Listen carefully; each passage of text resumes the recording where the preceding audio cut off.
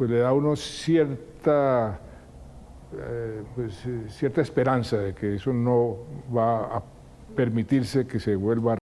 Bueno, tremendo lo de Juan Manuel Santos, otra vez queriéndose meter en política, otra vez prácticamente que haciendo todo lo necesario para que supuestamente nos unamos en contra del guerrillero Gustavo Petro, cuando a nadie se le olvida que si no fuera por Juan Manuel Santos, el guerrillero Gustavo Petro no sería presidente. ¿No? Y ahorita viene a disque liderar un frente en común para enfrentar a Gustavo Petro y que ser uno realmente estúpido para creer en las palabras de este sinvergüenza. Y justamente ahí le mencionan de su época como periodista. Yo digo, señores, ya hemos tenido experiencias con periodistas en Colombia.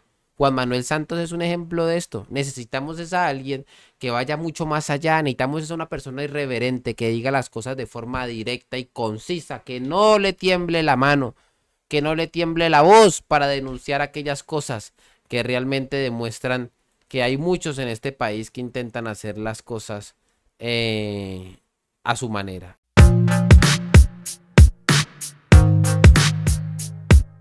Pero por ahí salió Chucky, ¿ah? Salió Chucky a defender a Gustavo Petro, pero a decir que no. Que es que él no ha apoyado a Gustavo Petro. Que es que él no tiene nada que ver con Petro, ¿ah? Que él supuestamente se hace el loco, ¿eh? Se hace el loco. Cuando a nosotros no se nos olvida que este sinvergüenza le agradeció a Gustavo Petro cuando se religió. No se nos olvide lo de los acuerdos de paz. No hubieran sido realidad sin el apoyo que recibió por parte del guerrillero Gustavo Petro. Y el guerrillero Gustavo Petro viceversa. Siempre ha estado agradecido con Juan Manuel Santos por toda la ayuda que le ha brindado. Es que, señores, esto no es loco. Siempre ha sido así. Siempre ha sido de esa forma y de esa manera. La gente conectada, por favor, dejen su like, suscríbanse a este canal, activen la campanita. Vamos a ver si aquí me va a reproducir porque... Presidente Juan Manuel Santos, de verdad es un gusto como siempre que nos atienda aquí en su fundación. Muchas gracias por recibir a Noticias Caracol. El gusto es mío, Juan Roberto. Y como siempre, usted no le ha tocado con nosotros estas conversaciones. Me estoy estrenando aquí. Sí, se está estrenando, María Camila. Nos toca siempre hablar con el presidente en medio de tormentas. Usted me recordará, fue hace unos meses que hablamos de todo lo que estaba pasando en el país. Y sí que estamos hoy en una gran tormenta, presidente. Una tormenta caracterizada por los ánimos enardecidos, la polarización en un punto que yo creo que, no sé si uno pueda compararlo, pero yo creo que ni siquiera en el peor momento de polarización, cuando usted se acuerda del proceso de paz, que todo el mundo estaba encendido, yo creo que hacía como mucho tiempo el país no estaba como está hoy. ¿Cuál es su lectura inicial de esto que está pasando? Chucky. Cuando uno ve que hay gente que ara en el desierto diciendo, por favor, bajen los ánimos, y sobre todo después de lo que le pasó a Miguel Uribe Turbay. Pues mire, Juan Roberto, el doctor Carlos Lleras utilizaba una expresión, un país descuadernado. Yo a eso le agregaría un adjetivo más popular que usan los jóvenes, un país despelotado y un país lleno de incertidumbres. ¿Y por qué está lleno de incertidumbres? Porque los países necesitan, y voy a usar un símil marino, necesitan que la nave tenga un rumbo, necesitan saber los ciudadanos para dónde van. Yo todavía me pregunto, ¿no? ¿Cómo gana Juan Manuel Santos 2 candidaturas? Bueno, 2 presidencias. La primera fue gracias a Uribe. Yo me pregunto cómo gana la segunda y cómo logra meter el plebiscito, ¿sí? Si es que este señor cuando habla aburre, ¿no?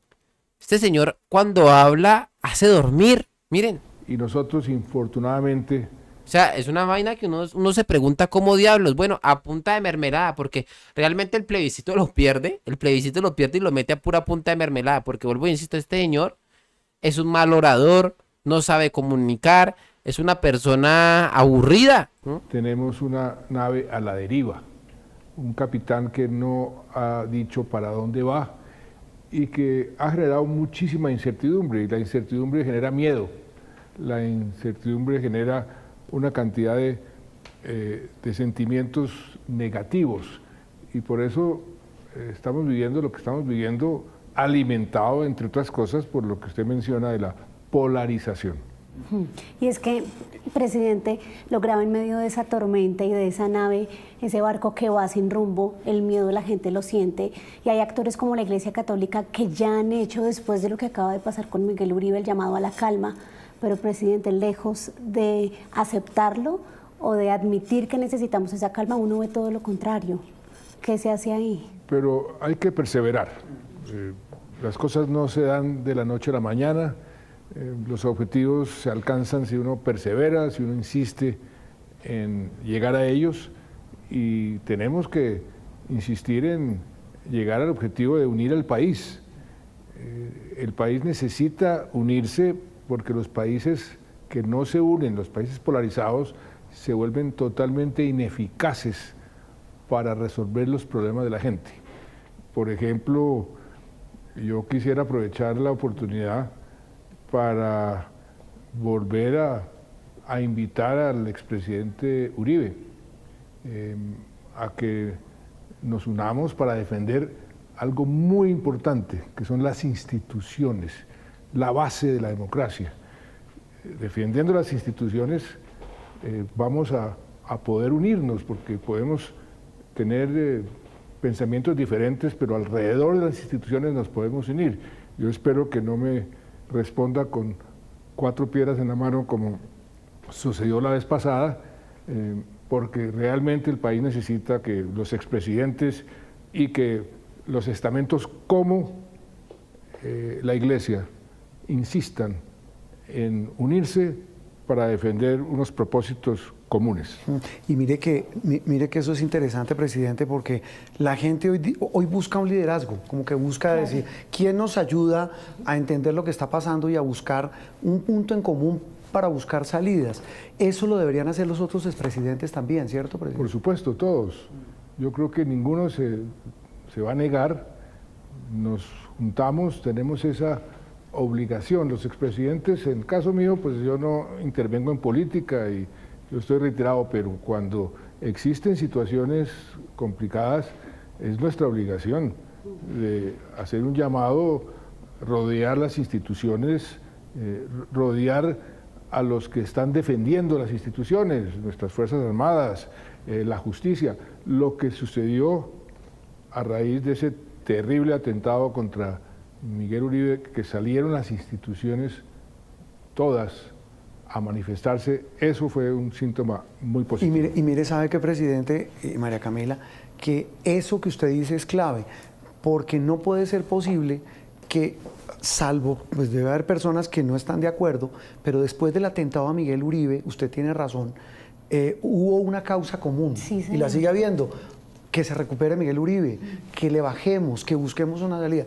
¿Cómo es posible que quienes nos gobiernan, nos dirigen, nos lideran, no se pongan de acuerdo?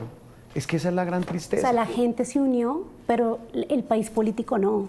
Esa es una Pero hay que insistir en eso y que la población entienda, porque al fin y al cabo los dirigentes políticos obedecen a sus electores, a la opinión pública, y que la opinión pública también dirija sus críticas a aquellos que insisten en polarizar el país, en generar divisiones, en fomentar el odio.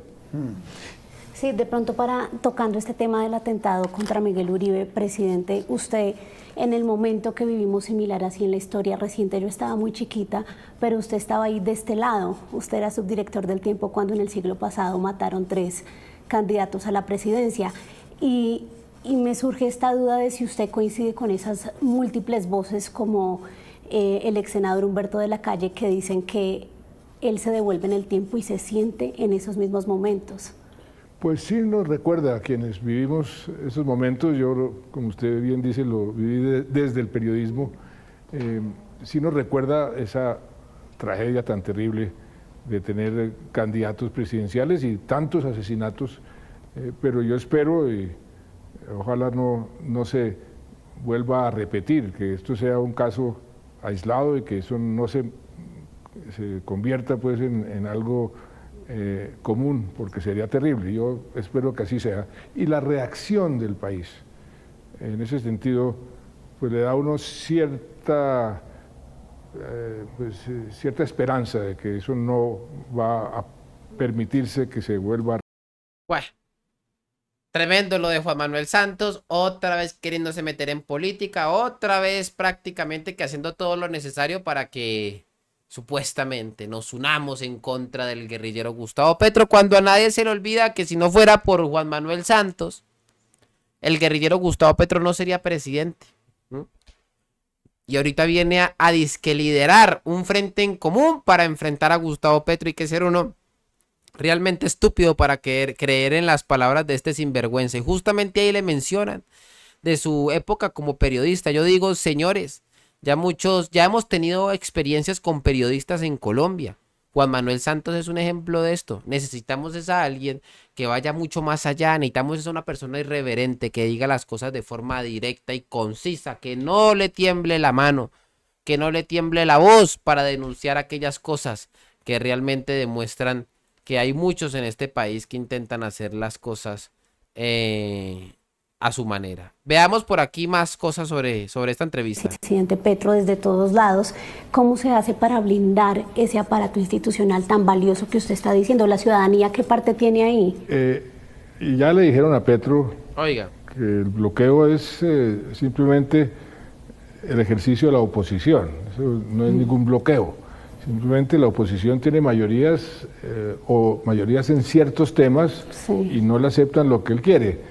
Eso no es ningún bloqueo. Él le fascina hacerse la víctima, que me están bloqueando, no me dejan hacer nada, y en eso también tiene mucho que ver los globos que les mencionaba, globos para que el país no discuta lo que está sucediendo ya en las cosas del día a día de la ciudadanía, porque ese es un debate que donde a Petro, al gobierno de Petro le va a ir muy mal. Presidente, y ahí otra vez, porque ya estamos en época electoral y estamos en este proceso, y como usted dice, todo hace parte de una estrategia para ver cómo se acomodan los caballos en el partidor de la carrera presidencial. Y otra vez en la balacera sale usted a relucir con el famoso cuento del petrosantismo. Pues a ver, le cuento. Del que hablamos la vez pasada, y usted me dijo, pues no existe. Le repito, el petrosantismo es una narrativa maquiavélica y torcida del uribismo, de mis contradictores políticos, para colocarme al lado de Petro. Yo con Petro he sido adversario político prácticamente toda mi vida. La única vez que él me apoyó fue en la reelección por el proceso de paz. Oiga, en la reelección por el proceso de paz. ¿Quién lo apoyó? Petro. Él mismo lo está diciendo de su propia boca. ¿Ah? He sido adversario político prácticamente toda mi vida. La única vez que él me apoyó fue en la reelección por el proceso de paz, pero de resto hemos ido, ahí están todos los debates desde que él comenzó en el Senado y yo era ministro de Comercio Exterior. ¿En las elecciones usted no lo apoyó? No, es que le voy a contar una anécdota. A ver. Él fue a mi casa, fue con Alfonso Prada, mi exministro de Gobierno, a pedirme apoyo. Fue durante la campaña a pedirme apoyo en las elecciones. Yo le dije a Petro, yo no lo puedo apoyar, yo no voy a apoyar a nadie, tampoco voy a apoyar a Rodolfo Hernández, no me voy a meter, pero no lo voy a apoyar. No voté por él. Y le dije, lo único que yo... No haber votado por Rodolfo Hernández fue prácticamente haberle dado el voto al guerrillero Gustavo Petro, y todos ustedes lo saben muy bien, ¿no? Le pediría es que implemente el proceso de paz, que es donde también ha fracasado en forma estrepitosa. Y también le dije al final de esa conversación, y Prada estaba presente, es testigo, le dije, le voy a decir algo, su talón de Aquiles se llama Armando Benedetti. ¿Por qué? Él me preguntó por qué, y dije, porque lo conozco.